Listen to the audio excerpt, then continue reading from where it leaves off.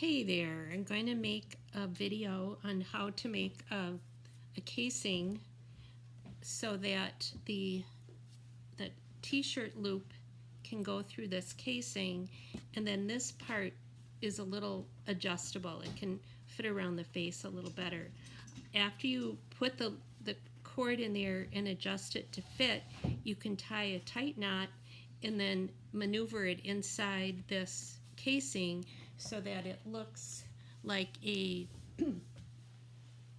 seamless loop.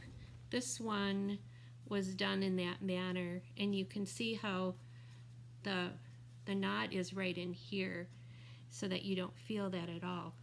I've already done one side. Actually, I'm making this one out of a gray t-shirt. I haven't made a knit one before, so we'll see how it goes. I've inserted my nose wire. I've pressed the pleats. I've cut this 8 inches, so it's the same size that I make the other ones.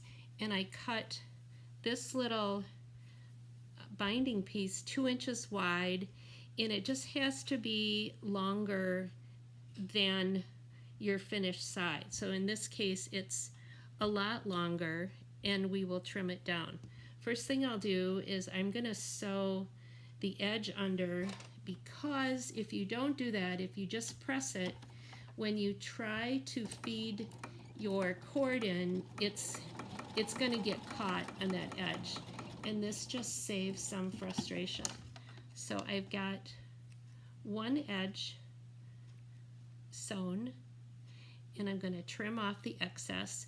Now, even though this is knit fabric, the same thing holds for a woven fabric. I'm going to hold this up to my pressed mask, and this right here is where I want it, the other folded edge, to be. So you can see that, I think you can see that I'm trying to just make this fit the edge, and it looks like it's going to fit very well. So I also stitch that side down and trim off my threads so they don't tickle your cheek, and trim off the excess. I'm now going to take this and press the raw edges toward the middle, and then press it in half again. I'm just off camera. You don't really need to see the fancy pressing technique, because it is not a fancy pressing technique.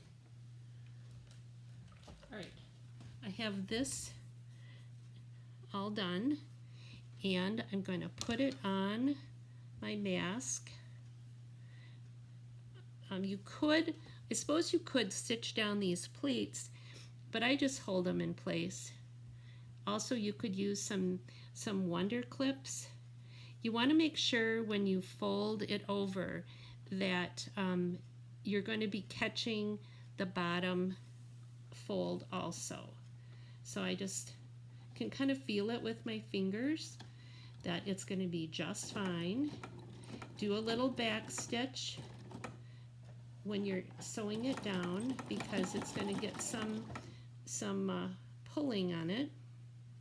Tuck all those pleats in.